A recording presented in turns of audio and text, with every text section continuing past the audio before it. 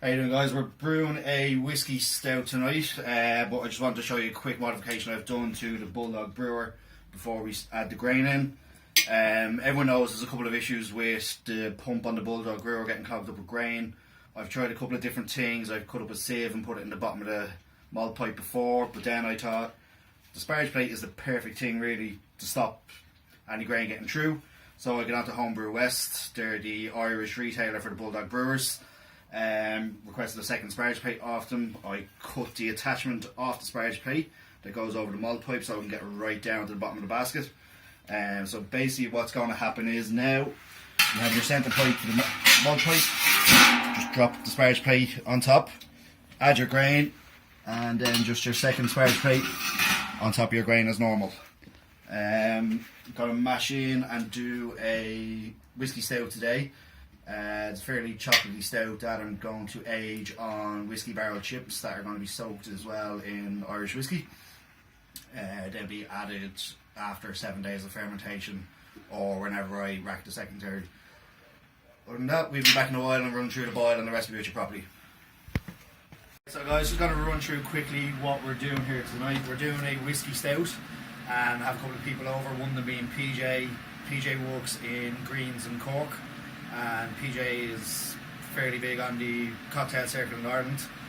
He gave me a bit of a challenge a while ago to try make up some beers that you could incorporate into cocktails. So I come up with the idea of the Three Kings series because I want these all to be ready for Christmas. So we're going to have three little wise men to set at the bar. First one that we're doing tonight is going to be a whiskey stout. We'll be, as I said earlier, adding a full litre of whiskey to whiskey barrel chips.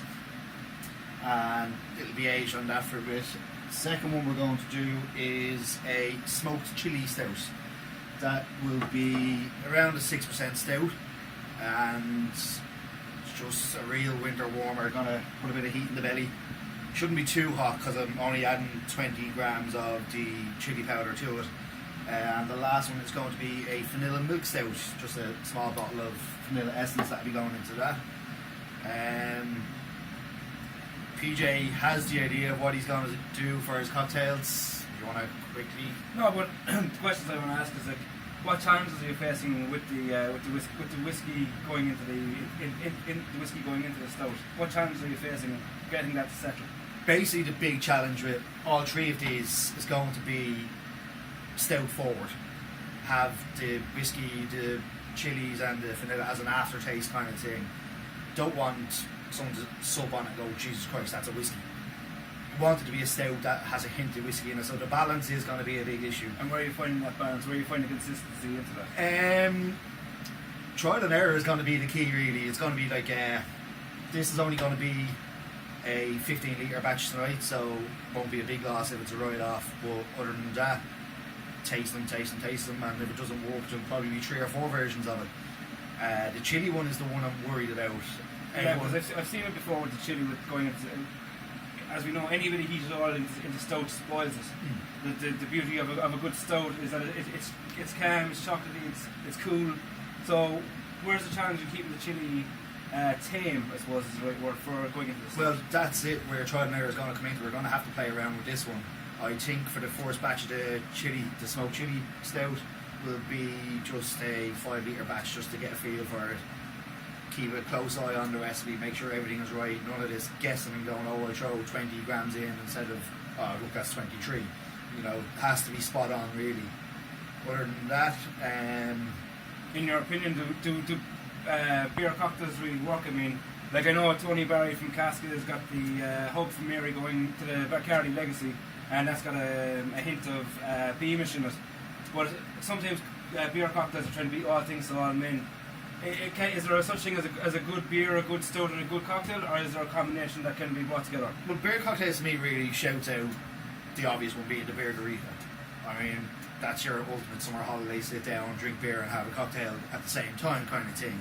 To me, it's disgusting. I hate tequila, so the tequila being so forward and that annoys me. It's just like, oh my god, I can't drink this. And with the likes of, say, using the chili stout, to your side of it, you have to find a balance for using the cocktails. I'm making the beer, you need to make the cocktails. again, as I said, I want it to be a stout. I don't want it to be, oh, here's a mouthful of chilli that's overpowering the stout.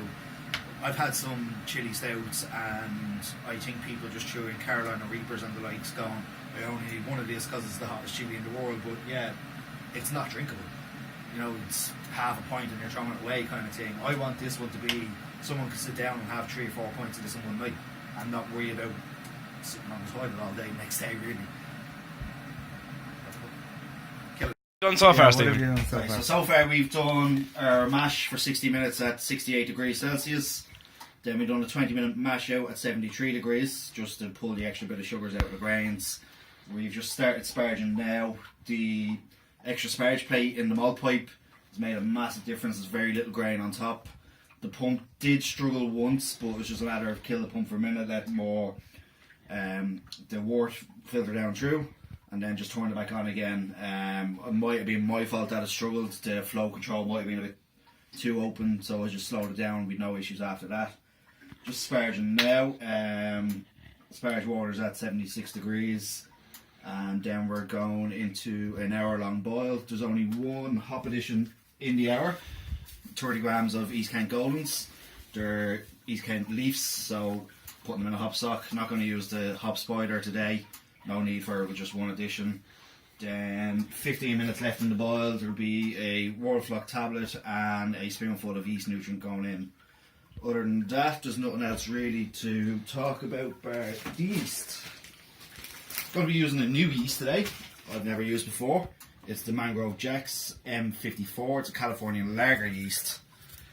Bit strange using a lager yeast with a stout, but that was the yeast that was recommended with the kit. So we'll see how that goes. It actually works at a lot lower temps than normal, say Belgian ale yeast or something like that you use for stout. This will be fermenting at 18 to 20 degrees rather than your usual 24 to 26. You expecting any negative impact on that? No, but as I said, this is a big trial and error thing that we're going to do today, so we'll try it, see what happens. I do use a fermentation fridge, so I have temperature control there, so I'm not worried about the temps at all. And even if it did struggle inside the fridge, I'd just take it out. We're 5-6 degrees during the day here at the minute, so no problem at all. How would you know if it's struggling? You wouldn't see any fermentation activity basically. A lot of people rely on an airlock in their fermenter to bubble away and let them know, but really if you're just using a good fermenting vessel, you'll see a crow's and head building on it, and when it starts to drop, you know that the fermentation is done really. VJ, how'd your first brew day go? I've learned a lot. It's been quite educational to see you using the different utensils and taking us through the whole process of what goes into making the whiskey stout so far, the malt chocolate, the boiling process, the mashing, and the lot of sitting around and waiting for a lot of stuff to happen. You know, it's quite different, I suppose. As a brewer, when you're watching the brewer in, I'm sure there's a lot of hobbyists who get involved. You're absorbed into what you're doing. You're looking at what you're doing. You're absorbed.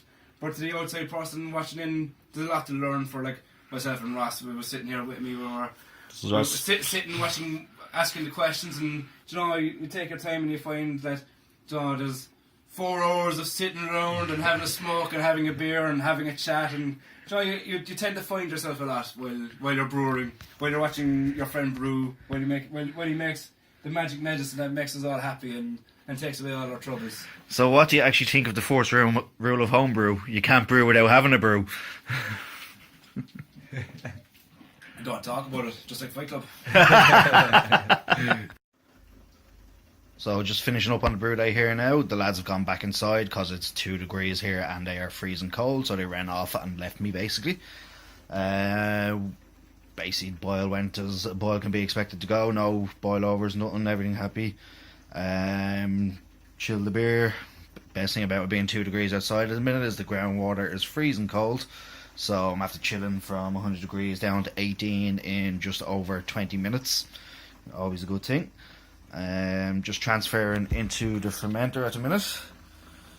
It's going to go in the fridge then and just ferment away. I'll be adding the whiskey chips and that as fermentation goes on. Not sure whether I'm going to do it at secondary or if I'll do it into primary. More than likely I'll do it at secondary. I'll rack it onto the chips itself. Yeah, just transfer and be back in a few. Alright, so just a last quick one before we finish up here now. We are going to soak the oak whiskey barrel chips in the whiskey. So when we transfer to secondary, or I might even add these in primary, haven't decided yet, there's going to be just that extra bit of flavour from the whiskey barrel chips and the extra whiskey in there too. These were got from the homebrew company. They're based in Ireland again. So basically that's it. These will go in and I'll show you the end product when everything's bottled and ready to go.